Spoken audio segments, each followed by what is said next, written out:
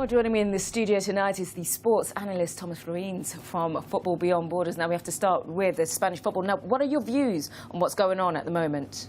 Good evening, Sam. Well, honestly, if we look at the fact that the Spanish government is getting involved, if UEFA and FIFA that have strong policy against the interaction of politics and the sport, that could go very badly for both Real Madrid and Barcelona in their trying to reach the final in Berlin for the UEFA Champions League.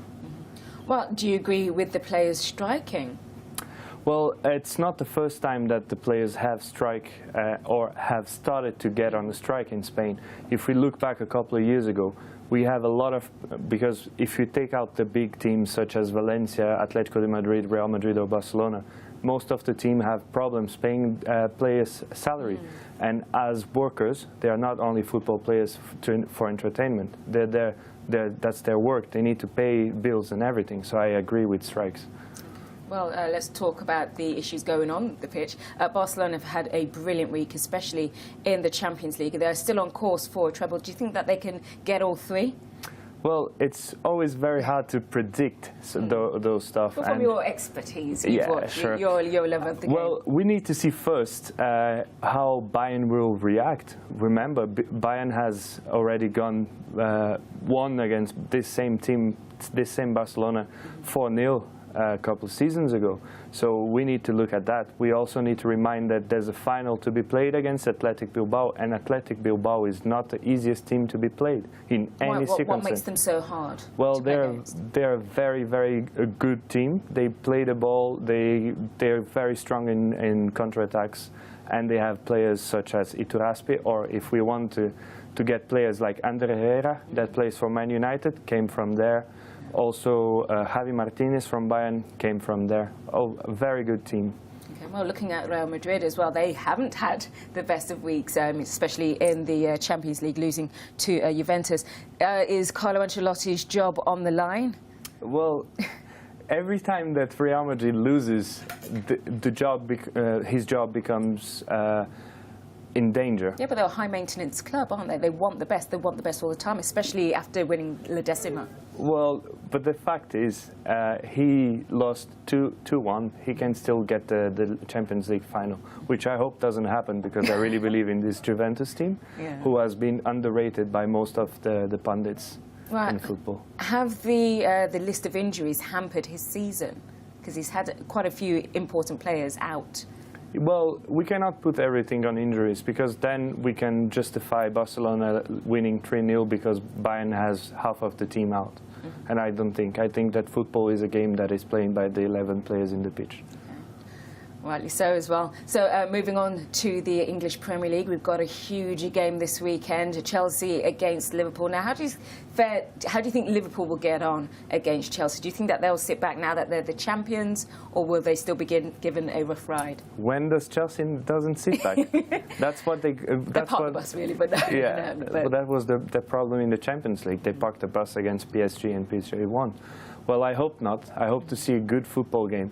Well, Liverpool needs the result, so they will go after. Well, I hope they will go after the result. So we should see an interesting game at least. It's a shame they missed out on Depay, because he's going to sign for Manchester United. Now, what are your views on this particular player? Well, as we were discussing earlier, yes, he's a good player. He has been the top goal scorer of the Eredivisie, the Dutch Premier League. Honestly, that's not what Manchester United needs. They need actually a very good centre-back. Hummels from Dortmund could be an option, but he's not going to get signed. He's going to stay at Dortmund. And what about LVG actually and his history of signing Dutch players as well? And again, we had a very good discussion before the show started. But again, what are your views? We'd love for you to share them. Most of Louis van Gaal's signings don't work, and that's a fact. From when he was at Barcelona and he took half of the national team, the Dutch national team, to play there, most of them didn't succeed or had little success. There was the dark period before Ronaldinho came into Barcelona from 1997 to 2004. Then if you look at Bayern as well, they had to stop him buying Dutch players. The only Dutch player that worked well at Bayern is Arjen Robben, who's been missed. Yeah. So I think that, well, although with the amount of money they have, Manchester United should actually get it back to Ferguson, because he knew how to handle signings. Well, what does this mean for Van Persie, another Dutch player? Well, he was signed before, wasn't he? Yeah. But, I don't know, will it affect his play? I mean, now that Depay's come in? Well, no, it's different positioning. I think that Van Gaal will make him play as a winger, which is his natural position, although he could play as a second striker as well. But I don't see that happening. I don't see how he can take off Rooney from the team. Well, final question. Do you think that they can actually finish fourth and get that Champions League spot? It's pretty much settled. That's what they want, isn't it? It's pretty much settled, let's be honest. It's going to be very hard. There's always surprises in the Premier League. There's always surprises in the Premier League, but not that close to the end. And, well, yes, Well, was come the on, Man City winning at the very end, the final second. That's true, but I don't think that the first four is not going to change. Okay, Thomas. Doesn't matter the result. And Okay, you heard it here first.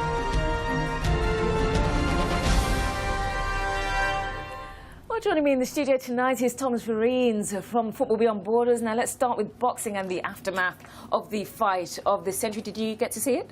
I didn't watch it. Too early for me. Terrible, terrible. Yeah. But are you surprised that he's not going to have a rematch with Manny Pacquiao? Well, there was a clause in the contract that actually said that he was not going to do a rematch, which I think it's a rematch if someone if Mayweather lost. If Mayweather won, he would not have a rematch. Okay, so it's cut and dry. So why all the fuss? He likes to make a bit of fuss, doesn't he? Yeah, but if they had a rematch, they'd get more money, and that's what he's about, no? Yes, I would think that as well. I don't understand. Maybe he's afraid of Pacquiao. That could be. No, I don't think he can't be afraid of Pacquiao, can he? He can. Okay, well, okay. I that's do what believe. He's called. I do believe in the injury. Maybe not as much as it stopped me from playing, but. It can be a problem. A shoulder injury when you're playing. Well, yeah. To be fair, you need your shoulder. But he called him a coward and a sore loser. That's a bit harsh, isn't it? Yeah. Yeah. But would it be a coward and a sore loser if he lost as well? I don't know. We should ask him next time. Yeah. I don't know. Next time I see him, I'll ask Next time you see him, yeah. Okay, well, moving on to tennis, and Serena's been knocked out. Anything to worry about? Is she trailing off, or is it just a little blip? It's just a little bit. She's amazing. She will continue winning. That was the first loss in 27 games. So I do think that she still have a couple more games to win. Yeah. Okay. Do you think she'll actually surpass Steffi Graf's longevity? Yeah. Oh yes. Why not? She's and break her record as well. Oh yeah, of title ones. Yeah. I think she could. Yeah. There's once in a while you will lose, because even the best lose. Look at Tiger Woods, for example. But he's on the verge of retirement, I think. Yeah, I mean, it'd be great to see Tiger Woods make a brilliant comeback, wouldn't it? It would, but he needs to stop maybe for more time and recover fully and then come back. Is that what Serena needs to do at the moment? Just stop for a bit and then come back, and she'd be ready for Wimbledon? Yeah, because it's a lot of games that they play. It's too much pressure, and sometimes they just need a break, some holidays, and to start back fresh. Well, moving on to Deflategate, it seems to be never-ending. Tom Brady says that he doesn't think that this saga will tarnish or taint their Super Bowl win. Is he correct? Well, let's be honest. It's illegal, right? So it should be punished. If they've done that and that has improved their performance, it's similar to doping. So there should be a kind of punishment. Obviously, they are not going to strike them down from the Super Bowl. But something should happen to the team, because that's something you cannot do.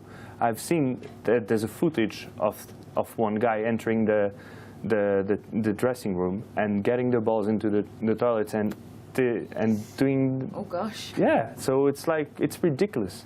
Okay. So I would think that something needs to happen. Right. Very strong views. Thomas, thank you so much for coming in. Always a pleasure. All right, so let's take a look at what's been getting the world's sporting attention on social media today. First up, some transfer gossip on Twitter suggesting that Liverpool might bid for Italian star Andrea Pirlo, who's hinted he might be coming towards the end of his time at Juventus. I would love him to come to the Premier League. There's plenty of interest on Twitter after Manuel Pellegrini joked that Man City will be presenting Yaya Toure with a birthday cake 1 year after the Ivorian midfielder was reported to be very upset that he didn't get one from the club. I want a birthday cake as well. And this tweet here from the Mail Online suggesting that Ronaldo has donated £5 million to the victims of the Nepal earthquake. We salute you, sir. Right, that's it for this edition of the Global Sports Report here on Arise News, coming to you from London, and many thanks for watching. We'll be back tomorrow at the same time of 21:30 GMT. We're here every night of this week with the latest results and news from sport around the world. Good night.